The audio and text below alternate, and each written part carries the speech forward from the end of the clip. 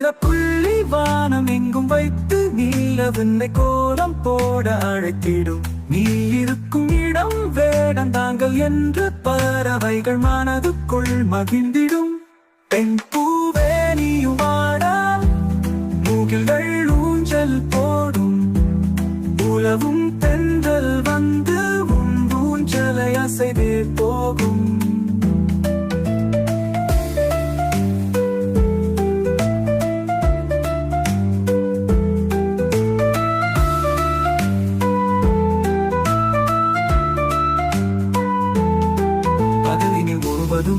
வெயிலினிலே உன்னை சுட்டு வருத்திய வானம் அது.